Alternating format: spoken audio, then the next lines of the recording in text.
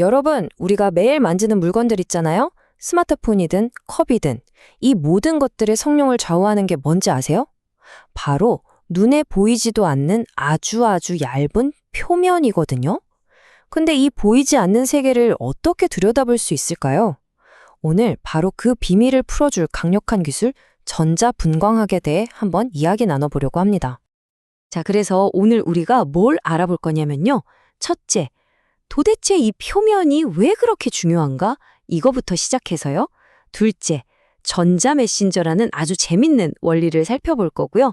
그리고 이 메신저가 보낸 신호를 읽어내는 법, 또 원소가 얼마나 있는지 알아내는 방법, 그리고 마지막으로는 와, 이건 진짜 대박인데 재료 속을 층층이 파헤쳐서 3D 지도를 그리는 방법까지 차근차근 따라와 보세요.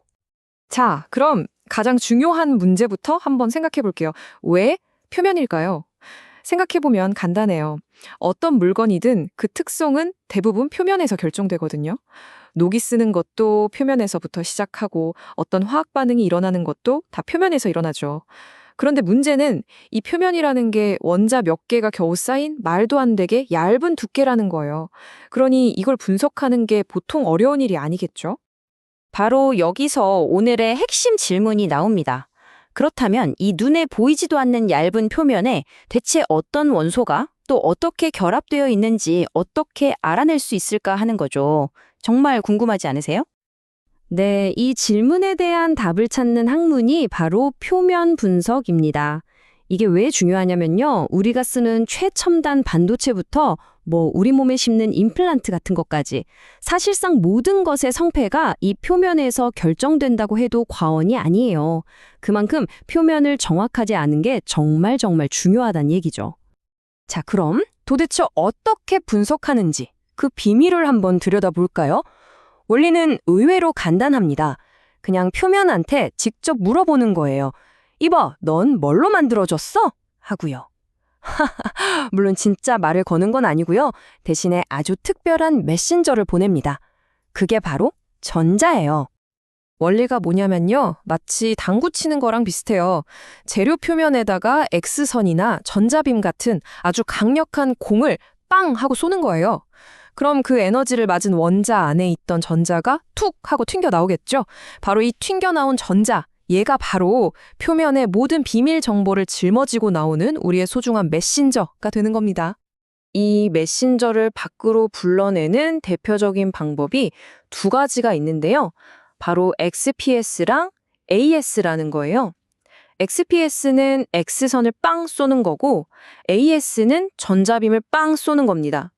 그러니까 뭘 쏘느냐, 어떤 당구 휴대를 쓰느냐의 차이만 있을 뿐이지 결국 표면에서 정보를 가진 메신저 전자를 튀어나오게 한다는 핵심 원리는 완전히 똑같아요.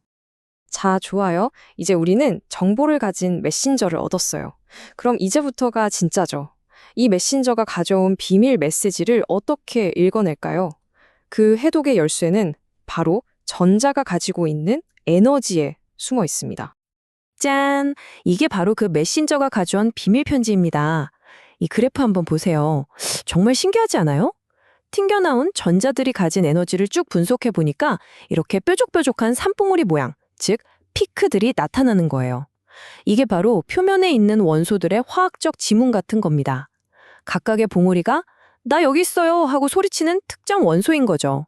예를 들어 여기 보이는 이 높은 봉우리는 표면에 구리가 있습니다 하는 신호고 저기 다른 봉우리는 산소도 있네요 하고 알려주는 거예요. 근데요, 이 기술이 진짜 대단한 건 지금부터예요. 그냥 구리가 있네, 산소가 있네, 여기서 끝나는 게 아니라는 거죠. 이 인용문에서도 말하듯이 이 원소들이 서로 어떻게 손을 잡고 있는지, 그러니까 어떤 식으로 결합되어 있는지 그 관계까지 다 알아낼 수 있다는 거예요. 이게 바로 전자분광학의 진짜 무서운 점이죠. 이걸 화학적 이동이라고 부르는데요. 탄소를 예로 들면 금방 이해가 가실 거예요. 자, 이 표를 한번 보세요.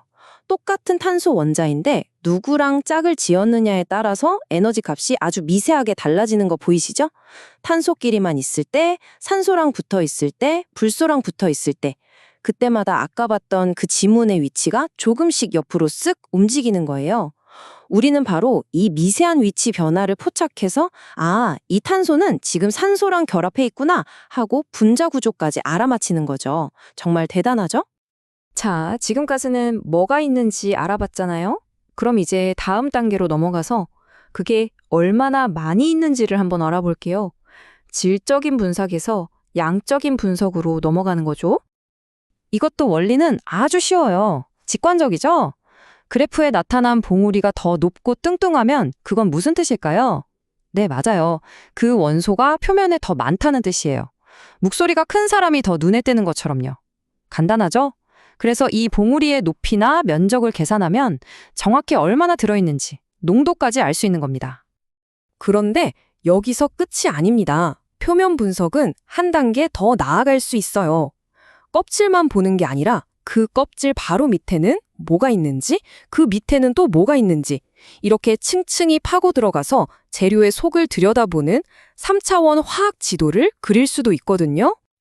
아니, 그게 어떻게 가능하냐고요? 방법은 이렇습니다. 먼저 맨 위 표면을 한번 분석해요. 그 다음엔 이온빔이라는 아주 정교한 조각칼로 표면을 원자 몇 개 두께만큼 살짝 깎아내는 거예요. 그리고 새로 드러난 속살을 또 분석하죠.